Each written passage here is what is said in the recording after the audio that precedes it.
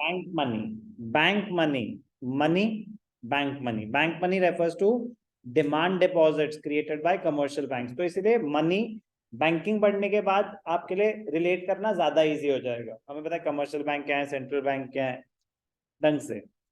Bank money refers to demand deposits created by commercial banks. These deposits are, तो demand deposits क्या होते हैं, आप जब चाहे विड्रॉ करें।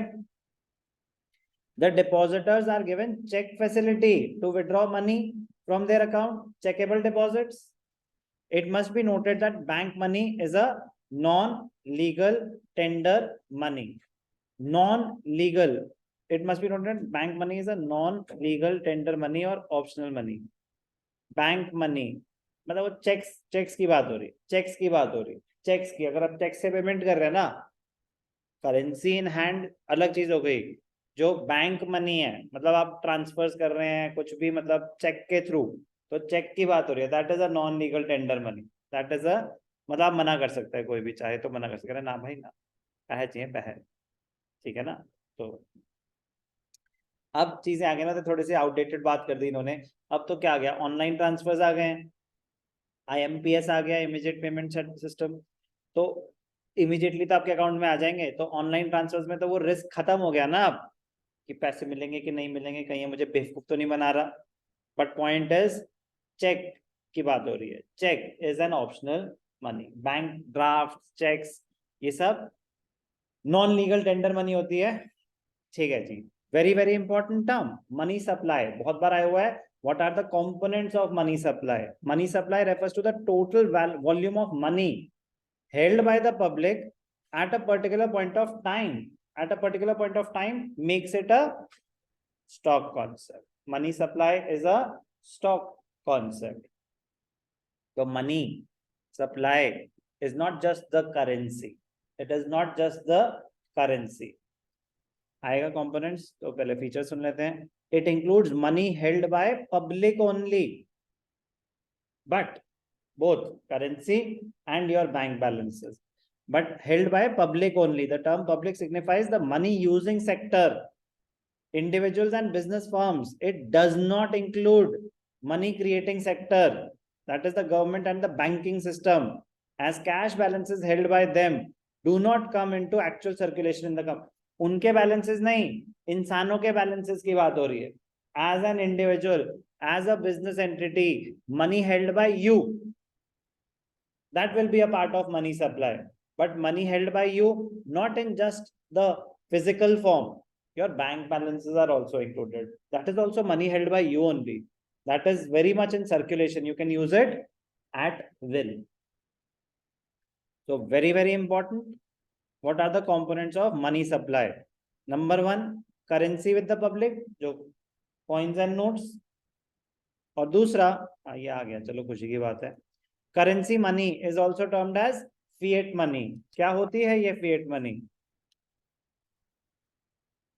Money backed by law, money backed by law, law का लॉ।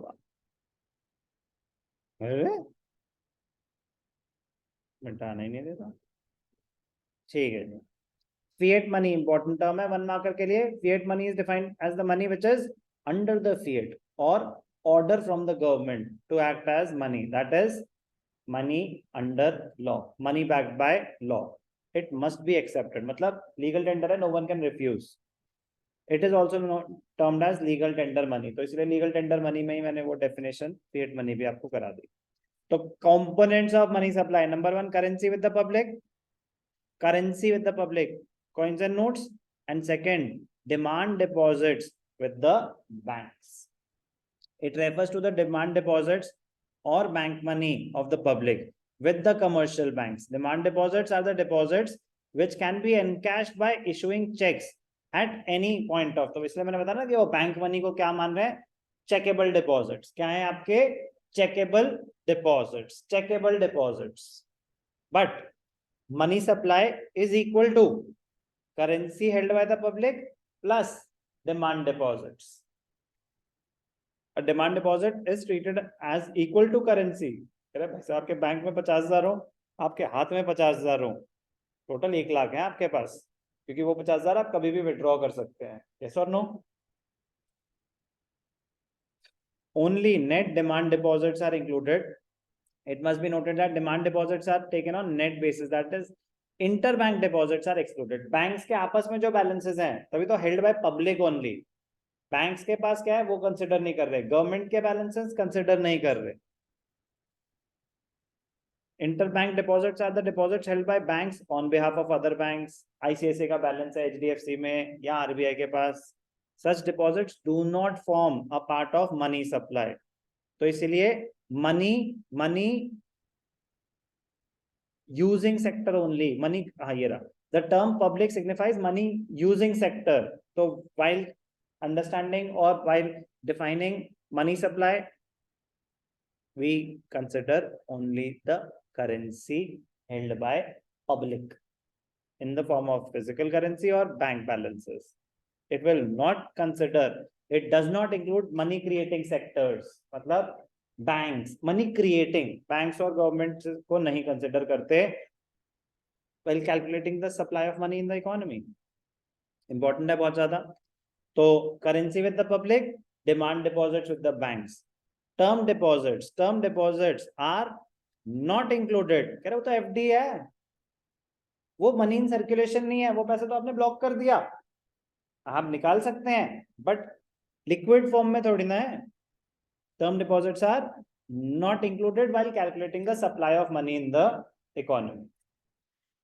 तो while calculate अभी आ जाएगा different measures, अब आ जाएंगे different measures. बट सर पैसे तो हैं वो, तो आएगा different measures, M1 measure, M2 measure, M3 measure, M4, वो एक अलग चीज हो गई. बट अगर एग्जाम में क्वेश्चन आएगा what are the components of money supply, this is the answer. Currency held by the public and net demand deposits with the banks.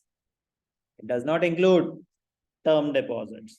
While calculating M1 measure of money supply, only demand deposits are considered. तो demand deposits में आपके saving account balance भी हो सकता है, current account balance भी हो सकता है. FD नहीं आएगी, टर्म डिपॉजिट नहीं आएगा. These two components of money supply are also known as transaction money. These two components, ये इनकी बात हो रही है, currency with the public and deposits with the banks. कौन से deposits? Demand deposits only. Knowledge से ये सब चीजें थोड़ी सी इंपॉर्टेंट है, पता होनी चाहिए.